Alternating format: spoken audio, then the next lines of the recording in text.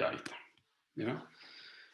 Que la síntesis de adiponectina y la posterior secreción, dependiendo obviamente de la condición del adipocito, en el fondo de la disminución de su volumen, va a estar determinada básicamente a través de un mecanismo asociado a la activación de la expresión génica o la activación de la síntesis de RNA mensajero que codifica para adiponectina.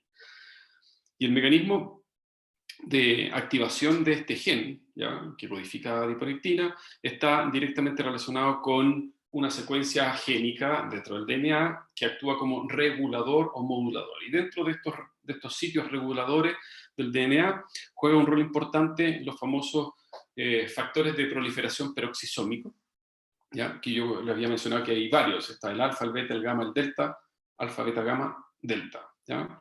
Y obviamente se expresan estos factores de manera diferenciada en los distintos órganos, y por lo tanto van a cumplir funciones diferentes en los órganos respecto del metabolismo de carbohidratos, metabolismo de aminoácidos, de ácidos grasos y el gasto energético, ¿ya? Entonces aquí ustedes ven una representación, un esquema general de cómo estos factores de proliferación peroxisómico se unen a receptores o moléculas de unión, los receptores de ácido retinoico, el RXR, por ejemplo, y bueno, se unen en ciertas regiones del DNA, y eso trae como consecuencia un proceso de activación a la expresión del R mensajero que codifica para adiponectina. Es lo que se conoce como el promotor de adiponectina, ¿ya? No vamos a entrar más en detalle en eso. Y bueno, se sintetiza R mensajero, posteriormente se decodifica, se traduce en la adiponectina, y esta se excreta, y obviamente la adiponectina cumple un rol metabólico a nivel, metabólico, en este caso activando, por ejemplo, las famosas proteínas quinasas dependientes de AMP, ¿ya? El mecanismo, ¿ya?, aquí está un poco expresado el mecanismo de interacción o de unión de los famosos factores de proliferación peroxisómica, ¿ya?, donde ustedes tienen que en la célula, por ejemplo, va a haber un ligando cualquiera. Ya les voy a mostrar algún ejemplo que está en el dibujito de la mano izquierda, ¿ya? Estos ligandos, que en el fondo se conocen como metabolitos, por ejemplo, activan los factores de proliferación peroxisómico. Y estos factores de proliferación, por ejemplo, cuando se unen a cierto ligando que puede actuar como un promotor, ¿ya?, reconocen lo que se conoce como los receptores retinoides o el ácido retinoico, ¿ya?, formando un complejo, y resulta ser que esa es la forma activa que tiene el factor de proliferación peroxisómico para poder entrar al núcleo y poder unirse, se me perdió el cursor, ahí, para poder unirse en este caso a esa región del DNA que actúa como un sitio regulador para la expresión, regulador en este caso activador para la expresión génica o para el aumento de la transcripción de ese mensajero que va a codificar para una proteína en particular, ¿ya? Es un poco lo que está representando este esquema, ¿ya? Y aquí ustedes ven quizás un ejemplo un poco más específico, en que una molécula, el L, el ligando, ¿ya?, que en este caso, si ustedes se fijan, puede ser un ácido graso. ¿Y ese ácido graso de dónde proviene? Ese ácido graso puede provenir directamente, tal como lo dice la diapo, de la dieta. O puede ser un ácido graso proveniente del tejido adiposo, ¿ya?, cuando hay una alta tasa de degradación de ácido graso. Resulta ser que los ácidos grasos son o actúan como activadores de estos factores de proliferación peroxisómica, que aquí está representado con el PPAR-alfa, ¿ya? Entonces, este ligando, que es un ácido, por ejemplo, un ácido graso, se une al factor de proliferación peroxisómico, después se une, interacciona con el receptor del ácido retinoico y va hacia la región regulatoria del gen que codifica para, por ejemplo, no sé, una proteína o una enzima que está asociada a un proceso catabólico. Otro metabolito, por ejemplo, que también actúa como un activador de los factores de proliferación peroxisómicos, son ácidos grasos, o son ácidos provenientes del metabolismo de ácidos grasos, donde los ácidos grasos son modificados por estas lipoxigenasas o ciclooxigenasas y generan, por ejemplo, prostaglandinos o leucotrienos, que es otra familia de ácidos, otra familia de ácidos grasos que están directamente relacionados con la respuesta inflamatoria, por ejemplo. ¿Ya? Y también, fíjense que esto sería el ligando y reconocen un factor de proliferación peroxisómico, que en este caso sería el del gamma, ¿ya? Que también se une al receptor del ácido retinoico y interactúa con la región regulatoria del DNA para aumentar la expresión o la síntesis de remensajero, para la síntesis de enzimas que están directamente relacionadas con procesos, por ejemplo, catabólicos o aquellos procesos que tienen que generar mucha energía, ¿ya? Eso significa que estos factores de proliferación peroxisómicos, tal como está aquí en la diapositiva, básicamente responden a cambios de la ingesta de lípido. Es decir, van a depender obviamente de los niveles de, plasmáticos de ácidos grasos, ¿ya? Espérense, ¿ya? Se me perdió ¿ya? Entonces, si volvemos al caso de la adiponectina, ¿ya? La adiponectina dijimos que era una proteína, una hormona secretada por el adipocito bajo ciertas condiciones metabólicas, en una condición de ayuno prolongado o de inanición, ¿ya? Entonces se encoge el adipocito, disminuye su volumen, se secreta, se activan los factores de proliferación peroxisómica y se activa la síntesis de adiponectina, la cual va a activar, por ejemplo, proteínas quinasas dependientes de AMP. Y ya sabemos que favorecen los procesos catabólicos e inhiben los procesos anabólicos, ¿ya? Entonces, dentro de los modelos propuestos respecto de la acción de adiponectina, bueno, adiponectina debería también reconocer un receptor de membrana o interaccionar con la membrana plasmática de alguna manera, de tal forma de que se active intracelularmente las proteínas quinasas dependientes de AMP, ¿ya? Eso significa que juega un rol importante la razón ATP-AMP intracelular, que viene acompañada por la respuesta, en este caso, o la acción de adiponectina sobre la membrana plasmática, ¿ya? Entonces, por un lado, en el hígado se establece que adiponectina activa, o en el hepatocito, activa las proteínas quinasas dependientes de AMP, y también, si ustedes se fijan, activa la proliferación, o sea, los factores de proliferación peroxisómicos alfa, ¿ya? ¿Cuál es la consecuencia de este mecanismo de activación o de esta ruta de activación de proteínas quinasas dependientes de AMP o del factor de proliferación peroxisómico alfa? Un aumento en la beta-oxidación. ¿Qué significa eso? Que por un lado, ya sabemos que las proteínas quinasas dependientes de AMP son enzimas quinasas, es decir, fosforilan. Igual que la proteína quinasa A, la dependiente de AMP cíclico.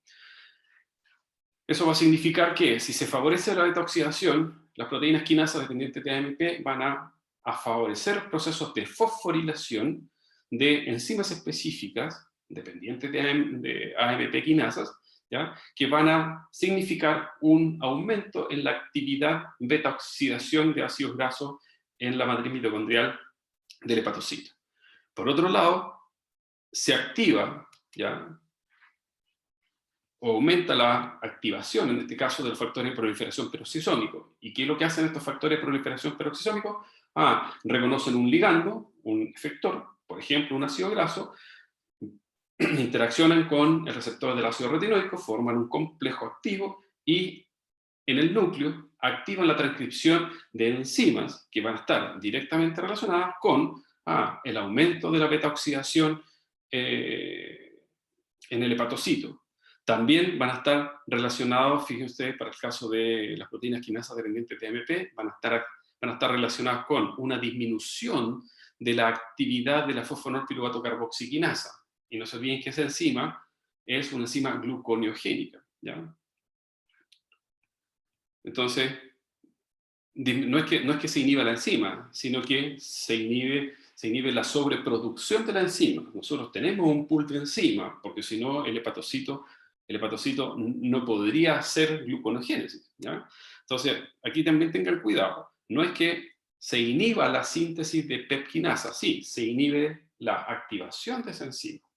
Pero nosotros tenemos una activación basal de la pepquinasa para llevar a cabo los procesos gluconogénicos en el hepatocito, ¿ya?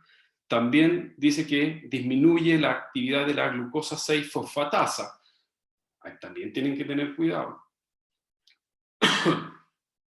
porque la glucosa 6-fosfatasa está activa en una condición de hipoglicemia. Y ahí es gobernada, en este caso, por la condición mediada por glucagón y proteína quinasa A dependiente de AMP cíclico. Entonces aquí tienen que tener cuidado en que, si bien es cierto, las proteínas quinasas dependientes de AMP dicen que disminuye o no activa a las enzimas gluconeogénicas y por lo tanto disminuye la gluconeogénesis, tienen que tener cuidado porque la proteína quinasa A, en esta misma condición, que va a estar activada bajo los altos niveles, ¿ya?, de AMP cíclico, definidos y determinados por la unión de glucagón a su receptor, va a generar el efecto contrario, ¿ya? Es decir, hay gluconeogénesis en el hígado, pero esa gluconeogénesis no está inhibida directamente por proteínas quinasas dependientes de AMP, ¿ya? Entonces, lo que sí tienen que considerar ustedes es que los mecanismos asociados a adiponectina traen como consecuencia un aumento de la actividad catabólica. ¿Por qué? Porque está directamente relacionado con la activación de las proteínas quinasas dependientes de AMP en función de los requerimientos energéticos, ¿ya? Entonces, si hay requerimiento energético, obviamente tenemos que favorecer los procesos catabólicos y no los anabólicos. Eso significa que los mecanismos de inhibición, ¿ya?, mediados por proteína quinasa dependientes de AMP, con respecto de los mecanismos de activación de la gluconeogénesis dependientes de proteína quinasa A, dependiente de AMP cíclico, son dos mecanismos de regulación completamente independientes uno del otro, bajo la misma condición metabólica, ¿ya? Para el caso del músculo esquelético, también. Adiponectina, fíjense, activa proteína quinasas dependientes de AMP, ¿ya? Como hay un aumento en la actividad o el gasto energético, entonces la concentración de AMP aumenta, se activan las proteínas quinasas dependientes de AMP. También trae como consecuencia un aumento de la actividad de los factores de proliferación peroxisómico alfa, y básicamente eso se traduce en un aumento de la beta-oxidación a nivel de músculo esquelético. Hay inhibición, fíjense, de la acetil-CoA carboxilasa en el músculo esquelético, por lo tanto no hay síntesis de ácidos grasos en el músculo esquelético. Y el otro efecto es un aumento en la translocación y captación, translocación en este caso de GLUT4, hay un aumento en la expresión de los genes que codifican para el GLUT4, por lo tanto aumenta la población de GLUT4 y con eso aumenta también la captación de glucosa y la capacidad del músculo esquelético de utilizar glucosa como fuente de energía, ¿ya? Voy a sacar porque se me pierde el cursor, ¿ya? Entonces, quizás esto es lo mismo, quizás con algunas cosas extra. Mecanismo de acción de adiponectina en el músculo esquelético. Aquí tienen, o sea, no es lo mismo, perdón, pero aquí estamos comparando, fíjense, aquí está la adiponectina y aquí está insulina, ¿ya? No se olviden que insulina también tiene un efecto en el músculo esquelético y por lo tanto, o sea, y el efecto de insulina en el músculo esquelético es mejorar la captación de glucosa y ojalá que esa captación de glucosa esté determinada por la sensibilidad que muestra el músculo esquelético, la célula muscular, a insulina, ¿ya? Entonces, insulina, cuando interactúa con el receptor a nivel de membrana plasmática, ya sabemos que fosforila o activa en este caso al sustrato del receptor de insulina, IRS, que está fosforilado, y sabemos que ese IRS fosforilado que es el sustrato del receptor de insulina, empieza a canalizar una serie de reacciones intracelulares que va a traer como consecuencia, obviamente, un aumento en la actividad metabólica o la utilización, en este caso, de azúcares como fuente de energía, ¿ya? Aquí está donde el PIP3 activa a esta PI3 quinasa, que es la quinasa el fosfatidilinositol, y esa quinasa del fosfatidilinositol, acuérdense que fosforila al PIP2, inositol bifosfato, lo fosforila al inositol trifosfato, y ahí comienza el proceso de amplificación de la señal, que trae como consecuencia al final la activación de una proteína, por ejemplo, una proteína quinasa B, etc. ¿Ya?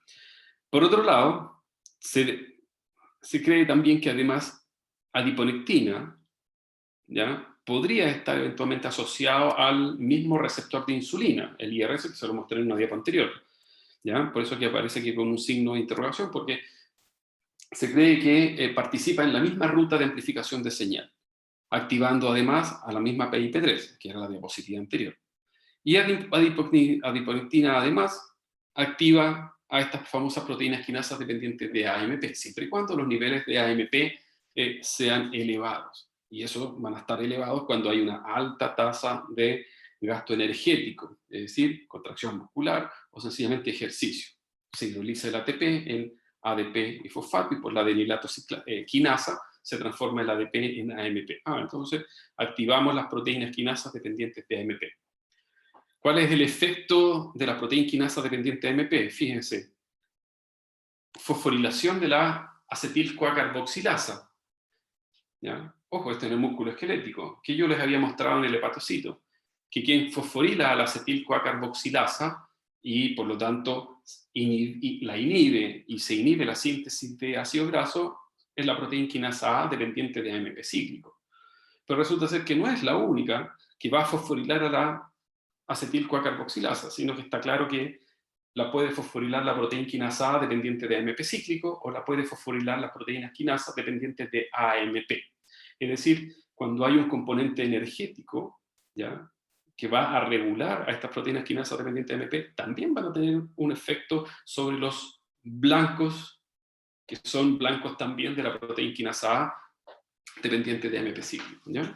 Entonces, fíjense, entonces se fosforila la acetil-CoA-carboxilasa, se inhibe la síntesis de ácidos grasos. ¿Ya? Si bien es cierto, en la síntesis de ácidos grasos está involucrada la otra enzima citosólica, la citratoliasa, particularmente de manera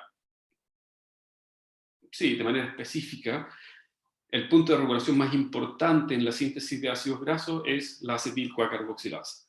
Y aquí claramente actúa, por ejemplo, como ustedes pueden ver, la proteína quinasa dependiente de AMP.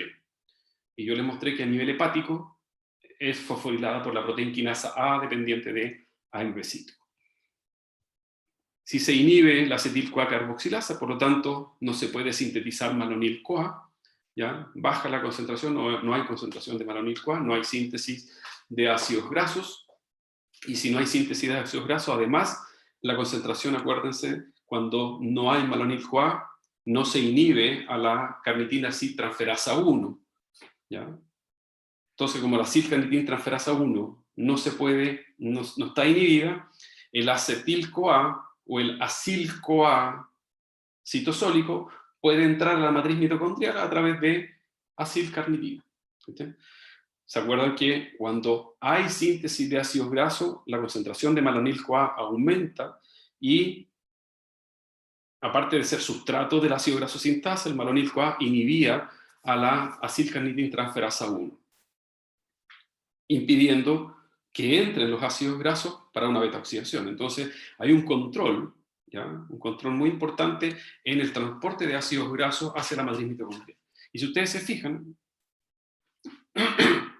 se está inhibiendo los procesos biosintéticos en el músculo esquelético, síntesis de ácidos grasos, y se está favoreciendo el transporte de los ácidos grasos hacia la matriz mitocondrial y, por lo tanto, aumento de la beta-oxidación. ¿Ya? Por otro lado, proteínas quinasas dependientes de AMP, bueno, inhibe la ruta gluconogénica, aunque en el músculo esquelético no tenemos glucosa 6-fosfatasa, por lo tanto, yo creo que aquí hubo más un error del autor, ¿ya? Pero sí está claro que a nivel hepático la gluconogénesis sí está activada, ¿ya? Pero en el músculo esquelético, de partida, no hay gluconogénesis por la carencia de la glucosa 6-fosfatasa. pero sí hay fosfonolpiruvato carboxiquinasa, ya que esa enzima, si bien es cierto, transforma oxalacetato en fosfonolpiruvato, el fosfonolpiruvato puede seguir una ruta biosintética diferente a la gluconogénica, ¿ya? Los factores de proliferación peroxisómica, que en este caso vienen siendo activados por adiponectina, ¿ya? Aquí muestra que también podrían ser activados por proteínas quinasas dependientes de AMP. Básicamente lo que hace el factor de proliferación peroxisómico es activar la expresión génica. Pero ¿activar la expresión génica de qué? De enzimas asociadas, por ejemplo, a la oxidación de ácidos grasos. ¿Dónde? En el músculo esquelético. Entonces, claro, este proceso de oxidación que está siendo activado, ¿ya?, bajo esta condición, además, los factores de proliferación peroxisómico a nivel nuclear van a aumentar la expresión génica de las enzimas asociadas al proceso de beta-oxidación. ¿Cuáles? Bueno, la acil-CoA deshidrogenasa, la trans-delta 2 enoil-CoA hidratasa, la beta-hidroxiacil-CoA deshidrogenasa y la tiolasa. No se olviden que esas 4 enzimas son las que van a participar activamente en los procesos de beta-oxidación. Entonces, básicamente estos factores de proliferación peroxisómico a nivel de músculo esquelético va a aumentar la expresión de esas enzimas. ¿Para qué? Para acelerar la beta-oxidación, ¿ya? Con ello trae como consecuencia una disminución de los triacilgliceroles o una disminución de la concentración plasmática de ácidos grasos, porque los ácidos grasos también actúan como ligandos que se unen o activan el factor de proliferación peroxisómico para favorecer los procesos de activación a nivel nuclear. ¿De quién? De estos factores de proliferación peroxisómico cuando se unen a su ligando y cuando se unen al receptor del ácido retinoico. ¿Y qué trae como consecuencia esta disminución de los niveles de ácidos grasos en el plasma? Básicamente, un aumento a la sensibilidad de insulina. ¿Para qué? Para utilizar la glucosa como principal fuente de energía, ¿no?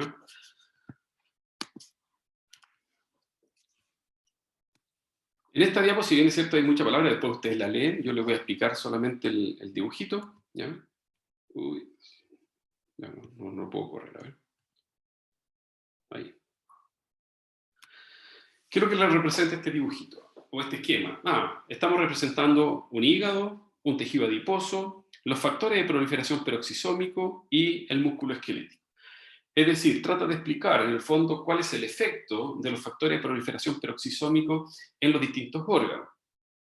Tal cual como ustedes pueden ver en esta diapositiva, si ustedes se fijan, el factor peroxisómico alfa particularmente se expresa en el hígado y en el músculo esquelético. Tiene efectos, fíjense, sobre estos dos órganos.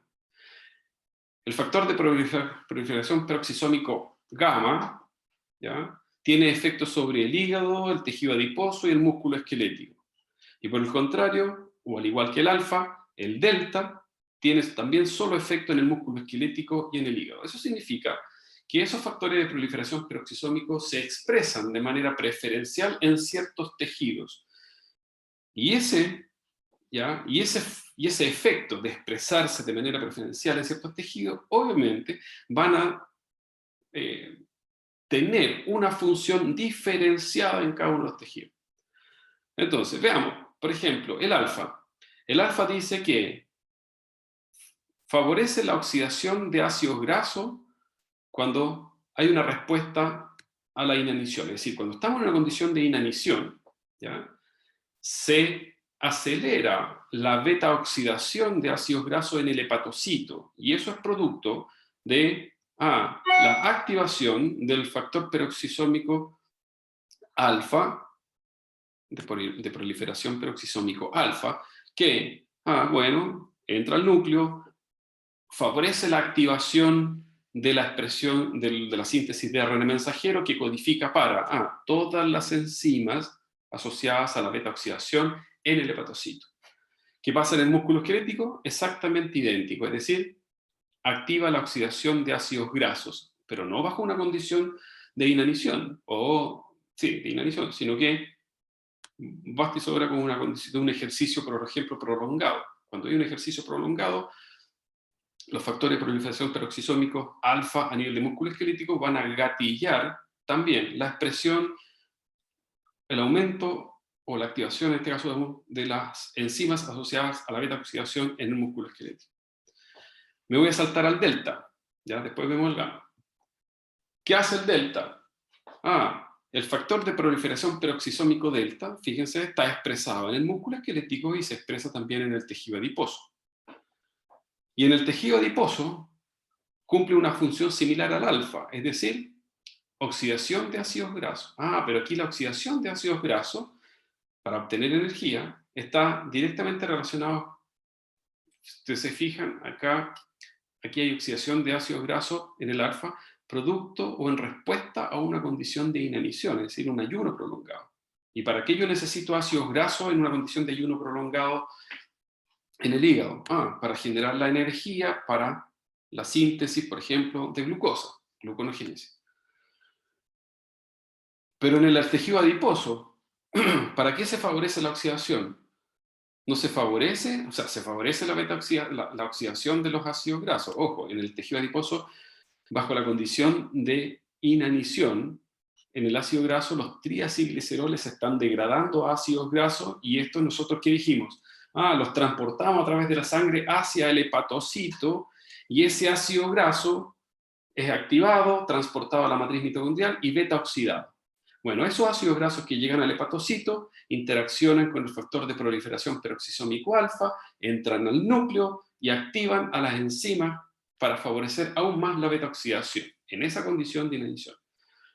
Pero en el tejido adiposo, ¿ya?, no hay gluconogénesis. Por lo tanto, si bien es cierto, se activa la oxidación de ácidos grasos en el tejido adiposo, no para generar energía para la gluconogénesis, sino que se activa la oxidación de ácidos grasos. Ojo, oxidación, beta-oxidación, también hay en el tejido adiposo. ¿Para qué? Para generar energía en forma de calor. Por lo tanto, está asociado a la generación de energía en forma de calor, más que a la obtención de energía ATP, por ejemplo, para favorecer procesos biosintéticos. Entonces, las rutas por las cuales, si bien es cierto, hacen lo mismo estos dos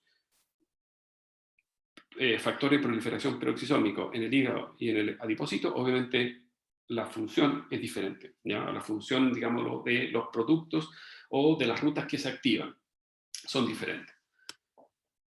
¿Qué es lo que hace el gamma en el músculo esquelético? También activa la oxidación. ¿Y se activa la oxidación para qué? En el músculo esquelético, para generar energía. Energía en forma de calor, ¿ya? Ese es el delta.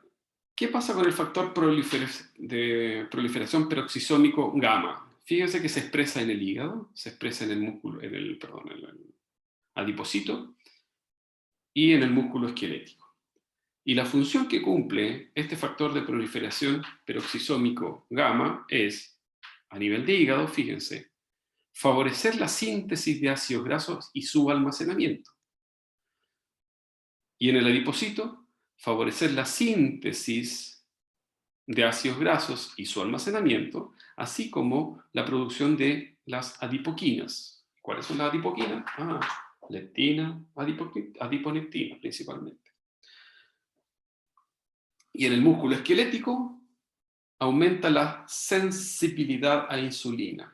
¿Y cómo se aumenta la sensibilidad a insulina en el músculo esquelético? Para que, en el fondo, el músculo esquelético, en presencia de insulina, pueda utilizar glucosa, favoreciendo la oxidación de ácidos grasos en el músculo esquelético, es decir, disminuyendo la concentración plasmática de ácidos grasos. Y eso trae como consecuencia un aumento de la sensibilidad a insulina para que el músculo esquelético pueda utilizar la glucosa a través de un proceso de captación. Mejoramos la captación, translocación del GLUT4, el transportador de glucosa, y además la glicólisis, y por lo tanto la oxidación, ¿ya?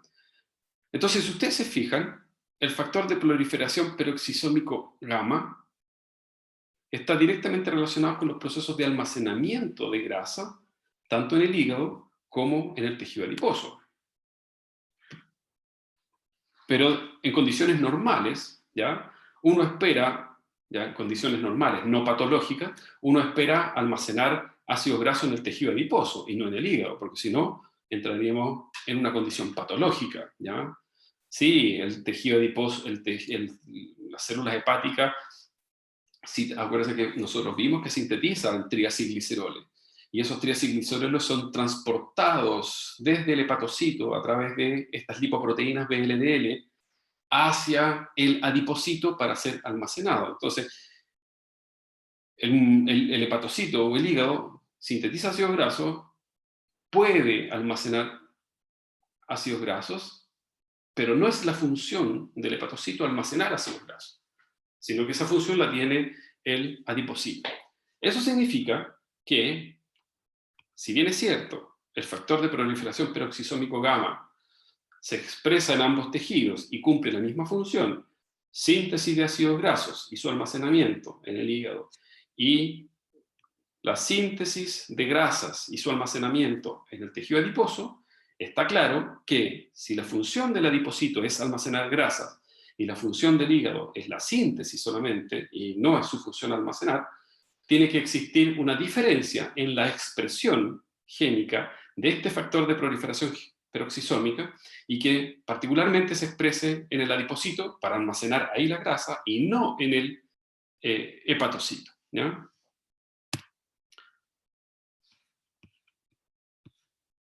Y así llegamos a la última transparencia de esta materia de la clase del semestre, en que aquí ustedes pueden ver la expresión del factor de proliferación peroxisómico, el famoso gamma. Si ustedes se fijan, 3 estrellitas o 3 signos más, 1 más menos 1. ¿Qué significa eso? Que en una persona normal, ¿ya?, de normopeso, el factor de proliferación peroxisómico se expresa preferentemente en el tejido adiposo. Y bien, ¿por qué?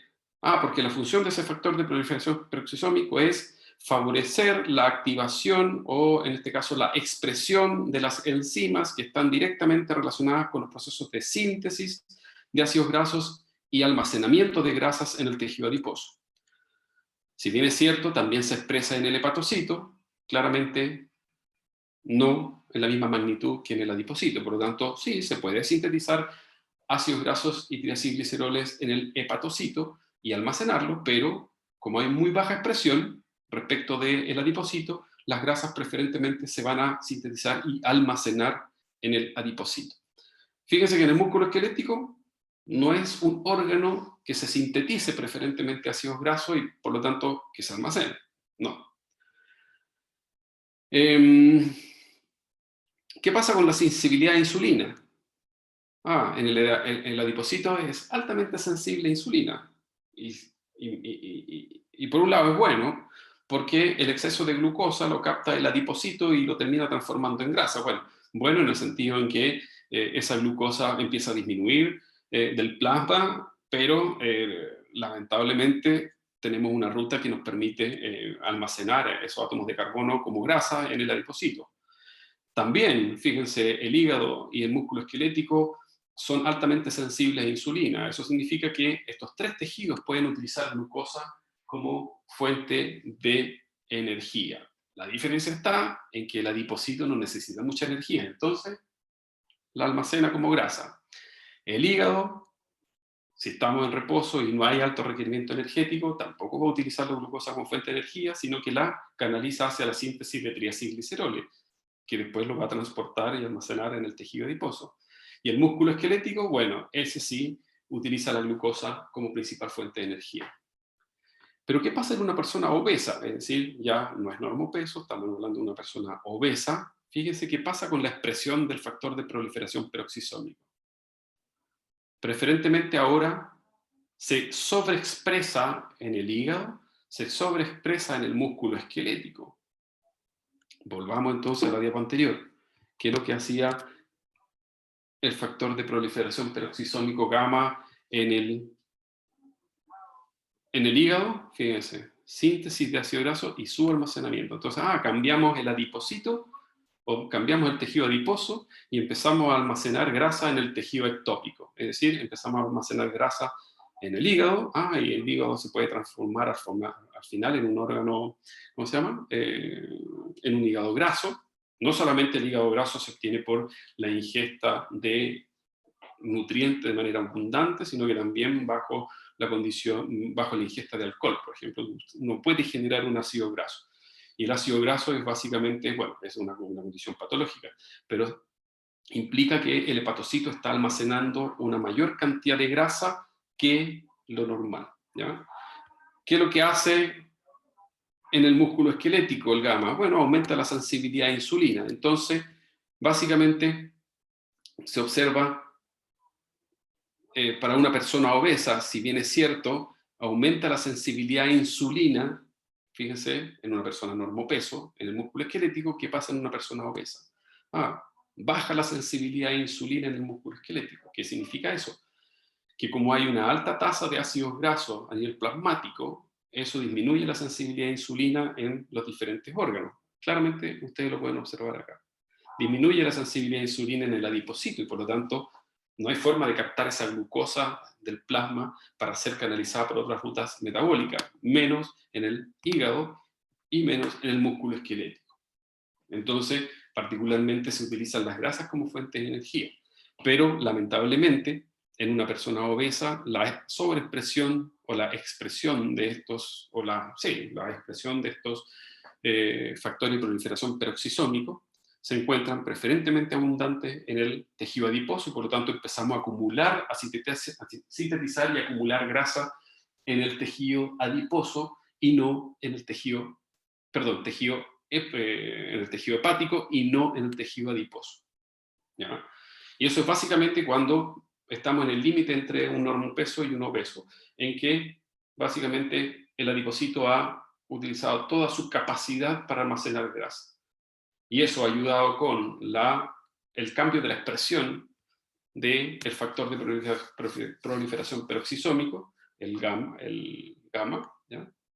Aumentamos, por lo tanto, la capacidad del hígado en sintetizar ácido graso y almacenarlos como triacilglicerol, ¿ya? O como grasa. Y ahí ya tenemos un tipo de almacenamiento de grasa de tipo ectópico, ¿ya? Eso es lo que pasa en un obeso respecto a un normopeso, ¿ya? Esa es, digámoslo, en términos bastante generales, la acción que existe, no solamente a nivel de insulina y glucagón, sino que de estas otras hormonas, leptina, adiponectina, y cómo los niveles energéticos intracelulares, los cuales van a determinar la relación entre la activación e inactivación de estas proteínas quinasas dependientes de AMP, regulan el metabolismo central y el metabolismo particularmente de carbohidratos y el de ácidos grasos. Y eso ha ayudado además por estos factores de proliferación peroxisómica que juegan un rol extremadamente importante no solamente en la síntesis, sino que en la distribución, en el almacenamiento de ácidos grasos en estos tejidos. Y como dice el cuento, colorín colorado, las clases formales se han acabado. Dudas, preguntas. ¿Ves? No era mucho, pero preferí esta parte hacerla no en la hora de la mañana, ¿ya? Preguntas, consultas.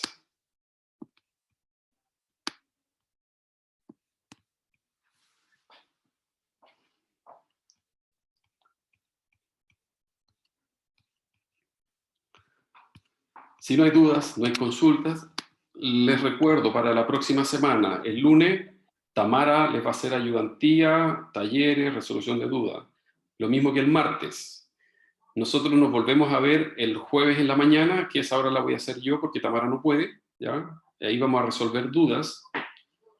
Y el jueves a las 2 de la tarde también va a estar Tamara resolviendo dudas. Así que aprovechen este fin de semana de ver esta parte de la materia. Bueno, no se olviden que la I3 es el viernes a las 18:30 horas, el viernes 4. La prueba recuperativa o los que deben recuperativas, que son solamente 3 estudiantes hasta el momento de la I2, es el lunes siguiente, el lunes 7, si no me equivoco, a las 18:30 horas. Y de ahí nos volvemos a encontrar para el día del examen, el 11 de diciembre, que es viernes, y el examen está fijado, tenga cuidado, el examen está fijado a las 10 de la mañana. ¿ya? Para que no se olviden, eso está en la información desde el primer día del semestre, del primer día de clase, ¿ya? De todas maneras, toda esa información yo se la voy a volver a recordar por correo, ¿ya? Para que después no me digan, profe, yo fui a dar el examen a las 6:30 y estaba cerrado. Sí, el examen el viernes 11, si no me equivoco, sí, es a las 10 de la mañana, ¿ya? Y tenemos nuestra prueba extra el lunes 14, también en la tarde, ¿ya? Pero toda esa información se las voy a volver a enviar por correo para que la tengan. Profe, yo tengo una pregunta cortita, como simplemente para imaginarme mejor esto que explicó al final. El tema de cuando habla de la insensibilidad a la insulina, ¿habla exclusivamente de la captación como de glucosa o también de ácido graso? Es que la sensibilidad a insulina tiene que ver básicamente, o sea, el concepto de sensibilidad a insulina está asociado a qué tan sensible es el órgano, en este caso músculo esquelético, adipocito o hepatocito, a la interacción de insulina con su receptor. ¿Para qué? Claro. Para generar un efecto intracelular, que es la captación de glucosa y la utilización de glucosa, sea para lo que fuere. Ah, lo que pasa es que una vez leí que bueno, el triglicérido o como que como que hay una lipasa que creo que es capacitada por insulina, entonces o eso es como algo muy menor. En teoría los triglicéridos no necesitarían insulina para entrar. En realidad, no entran triglicéridos en las células, entran ácidos grasos, por lo tanto, Eso, me equivoqué. los triglicéridos sí o sí tienen que ser degradados a ácidos grasos. Y en Sí, este proceso de transporte, ¿ya? Por ejemplo, las grasas que nosotros incorporamos en nuestra dieta, bueno, son metabolizadas, entre comillas, son degradadas en el estómago, después pasan al duodeno y ahí con los jugos biliares, básicamente los jugos biliares, el ácido cólico, el ácido taurocólico y otros ácidos más, juegan el rol de solubilizar la gota de grasa para que sea eh, absorbible a nivel del epitelio del intestino. Pero resulta ser que en ese proceso, ¿ya? Aún tenemos triacilgliceroles y se forman desde el intestino a través de del sistema linfático y posteriormente la sangre. Para llegar al hígado se utiliza un mecanismo de transporte que son los kilomicrones, claro. ¿ya? Y los kilomicrones no son más que otro tipo de nanopartícula que va a permitir el transporte de ácidos grasos, triacilgliceroles, ésteres de colesterol, colesterol y algunas proteínas, la ApoB, la ApoC, ¿ya? ¿Para qué? Por su viaje en el tejido linfático, sistema linfático, y después, cuando pasen, se extravasen a la sangre y pueden ser transportados hacia el hígado. Resulta ser que en la superficie del kilomicrón hay una proteína que es la ApoB, en algunas hay ApoC, y estas Mm, proteínas van a activar a triacilglicerol lipasa que se encuentran en el epitelio de los vasos capilares. eso. ¿Qué es lo que hacen esas triacilglicerol lipasa? Que son activadas por la superficie, por esta proteína que está en la superficie del kilomicrón, la activan y esa triacilglicerol lipasa, presente en los capilares de los vasos sanguíneos, degradan y van carcomiendo este kilomicrón y que antes era grande y de repente al hígado va a llegar así chiquitito. Mm, Y eso es por la actividad de las triacilglicerol lipasas presente en la pared de los vasos capilares, que son activadas por esta ApoB o ApoC, está la ApoC100, la ApoB100, no me acuerdo de toda la abecedario, está la mayoría de las letras del abecedario, ¿ya? Y ahí tú estás generando ácidos grasos directamente en el torrente sanguíneo.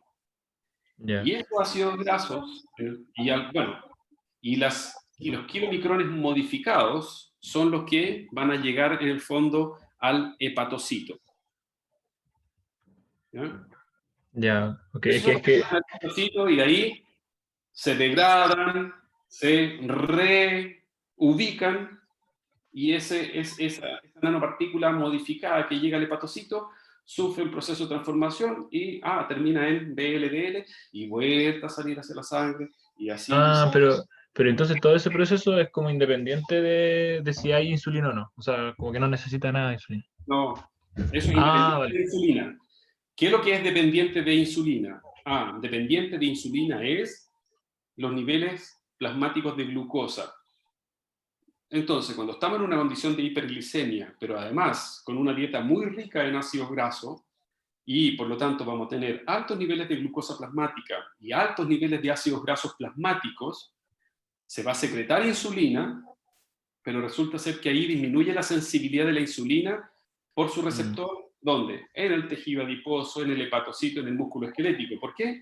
Por la presencia de los ácidos grasos. Los ácidos grasos son los que disminuyen la sensibilidad de la insulina al uso de glucosa como fuente de energía. Pero para que la glucosa comprendo. pueda entrar a la célula y ser utilizada como fuente de energía, tiene que captarla el transportador, el GLUT1, GLUT2, GLUT3, GLUT4, por ejemplo. Es que sí, tenía esa duda porque había leído que esa lipasa que rompía el kilomicrón, o lo achicaba, por decirlo así, pensé, era como capacitada por insulina, entonces tenía esa confusión. No está descrito en la literatura que sea dependiente de insulina. Lo que sí está descrito en la literatura es que esa triacilglicerolipasa de los vasos capilares, que está en el epitelio de los vasos capilares, Sí, es activada por la ApoC. Y hay varias. Está ya, la ok. ApoC1, la ApoC100, está la ApoB, que son en el fondo proteínas que van en el mismo kilomicrón. Ya, ok. Gracias, Entonces, profe. ¿ya? Pero esa es la relación. Súper. Ya chicos, en algún momento nos conoceremos. Aprovechen este tiempo, descansen, denle vuelta a la materia. No se olviden, el lunes, en la hora establecida de clase, van a tener ayudantía con Tamara. Yo voy a hablar con ella para que guiemos en los talleres y guiemos la ayudantía. Y el día jueves a las 11:30, yo voy a resolver todas las dudas que tengan respecto de la materia para la I3. ¿Ya? Bueno, cualquier cosa, igual me pueden escribir al mail. ¿Ya?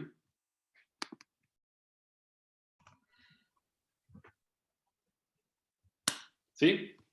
Vale. Chao, profe. Gracias. Ya, Franco, que estén bien, Chao, profe, que esté bien. igual, que esté bien, cuídense.